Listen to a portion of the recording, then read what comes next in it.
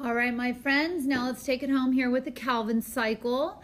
And the Calvin cycle is the part where you actually build your sugars from using, in part, what you have generated from the light reaction that we just discussed. So from the light reaction, we have ATP and we have reduced NADP. And we're going to take the hydrogens that we have in this reduced NADP and give it to CO2. And we're actually reducing the CO2 into sugar, into glucose. So you can see a little bit of a smaller picture. I'll make it better here in just a minute. There are actually 3 parts to the Calvin cycle. Part 1 is CO2 fixation. This is where you get CO2 as a gas into a solid. You hook it up to something called RUBP, and then together the CO2 and the RUBP go on to the second step, and that's the CO2 reduction. And you're going to use ATP to power that up, and your reduced NADP that you made, both of these items from the light reaction, in order to form basically a half of a glucose. And from there, we'll talk about that a little bit more, the details of that part, but you will peel off 1/2 of a glucose per turn. So every time you do a turn, you'll pull off a half of a glucose. And then I want to remind you of something right here. Do you remember when we did glycolysis in cellular respiration? And it was 10 steps, 10 enzymes, right? And we started off with glucose, and we did what? We would break it in half. What we broke it in half to is what gets generated right here, a half of a glucose. And this is called G3P, or another name for it is called PGAL, but it's a half of a glucose. From that half of a glucose, then we're gonna take the remaining 5 halves of glucose and we're gonna regenerate the RUBP. So that's part 3, is the regeneration of RUBP. So we can do this whole thing 2 times. Just a second here. Okay, so 3 parts. We have the carbon fixation in part 1, then CO2 reduction, which is how we generate halves of glucose, and then the regeneration of the RUBP so we can do the reaction again. So let me show it to you, kind of peel it back a little bit. Here's your CO2, and we're going to keep it the same. And by every time when we do this Calvin cycle, we're going to do 3 CO2 each time. So you can think of it that we're doing it in batches, and we'll make 2 batches here, but each time each of our batches will do 3 carbon dioxides at a time. So we need 3 of these RUBPs. A CO2 has just 1 carbon in it, and RUBP has 1, 2, 3, 4, 5 carbons in it. So you have a C5 plus a C1 is going to make a C6. But when this CO2 hooks up with RUBP, it's very unstable and it breaks down into 2 3-carbon molecules. But since we have 3 of them, 3 of these C6s, and each of these break down, we're going to end up having 6 C3 molecules. These 6 C3 molecules, we're going to power them up with some ATP. We're going to give them some electrons from our reduced NADP, and then we're going to form 6 halves of glucose called G3P, or another name for that is PGAL. At this point, we're going to peel just 1 off, and so we'll have 1 G3P, which is a half of a glucose. And the remaining 5, we're going to use 3 ATP to regenerate some more RUBP. Just a little bit of math for you here. We have 5 C3 molecules in our G3P. Then we're going to rearrange them into 3 C5. So we still have 15 carbons both times. And then I'm going to break it down again for you in this. 1 second. Okay, so let me use it using this model. Okay, so we have 3 RUBP molecules. The blue spheres are representing the carbon molecules. So I have 3 of those. And they each have 5 carbons in them. So I'm going to have a 5 carbon RUBP bind with 1 CO2. So now it's 6. Another RUBP will bind with the CO2. So it has 6. And here's a third RUBP binding with the CO2. So now we have 3 C6 molecules. Each of those C6 molecules will break in half. So if we break them in half, one will have then 1, 2, 3, 4, 5, 6. Now, these are not halves of glucose yet because they don't have the kind of energy. So we're going to give them some more energy. We're going to use some of our ATP. So we'll spin some ATP and some reduced NADP, 6 ATP and 6 NADP to be exact. And so all of those 6 low energy were going to be 6 high energy molecules. And they are called PGAL, or a more modern name for that is G3P. So if we stopped right here and we put these together into the right shape, you know, they're not formed into that shape we're used to, you could form 3 glucose molecules and walk away. But we want to keep this cycle going.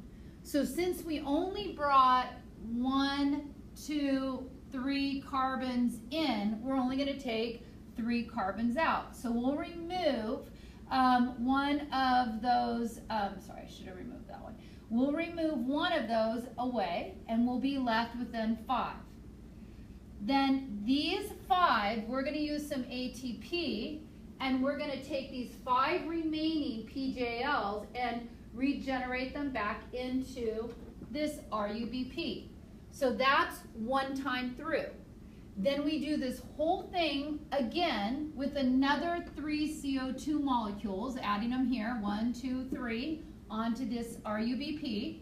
We break these all in half again, so we again get 6 3-carbon molecules. We use some more ATP and some more reduced NADP in order to generate 6 high energy PJLs or G3Ps, and we take another one. We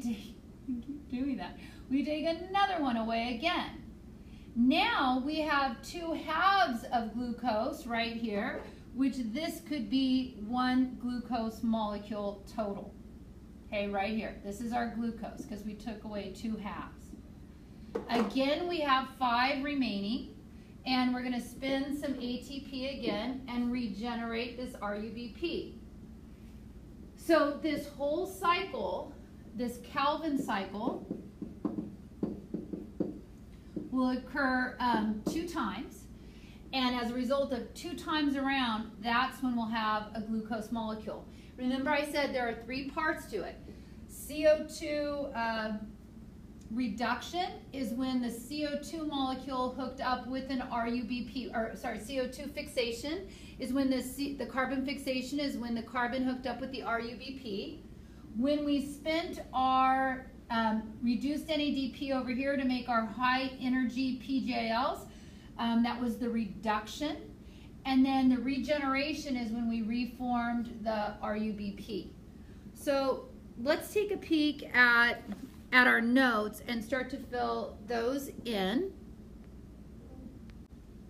So looking at your notes under the Calvin cycle reactions, fixing CO2 into glucose, 2 turns, 3 CO2 per turn or 3 CO2 per batch.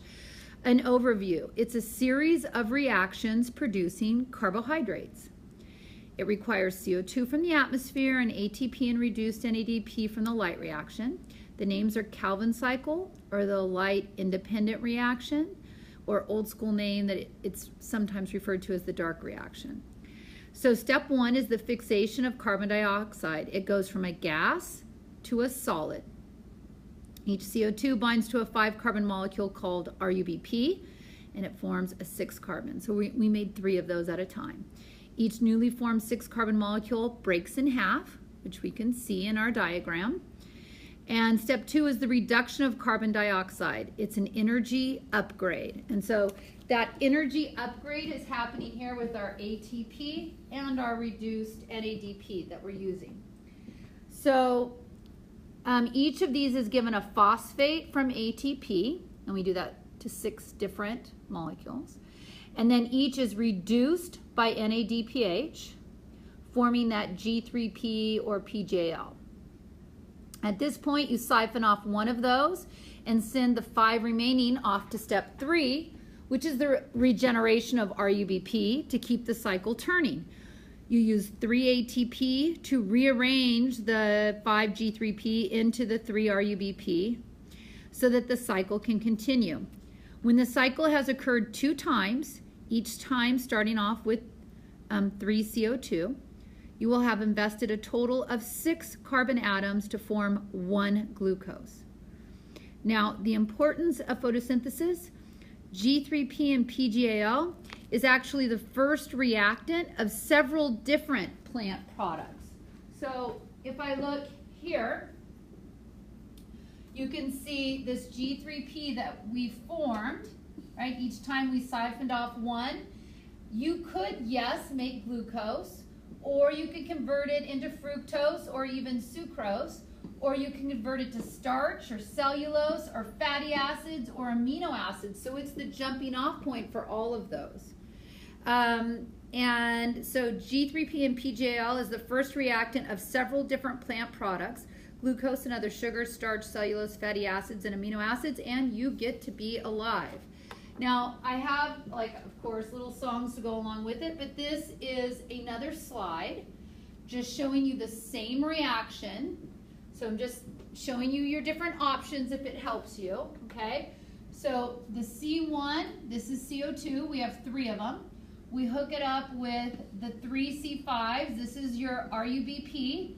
A C5 plus a C1 makes a C6. Those all break down in half, so now we have 6 C3s. We use some ATP. We use some reduced NADP on our 6 C3. Now they're high energy. Okay, we remove 1 away. The remaining 5, we will rearrange those using ATP back into RUBP. Do the whole thing again. Pull off another one. Now we have 2 C3s. These are our PGAL or our G3P. And we have 2 of those, so we can make a glucose molecule from that. But this cycle is going to turn again and again. And if you look up here in this diagram, okay, so the light reactions generated the ATP and the reduced NADP we needed to do this Calvin cycle in order to form our sugar. I hope that makes sense to you. You're doing great.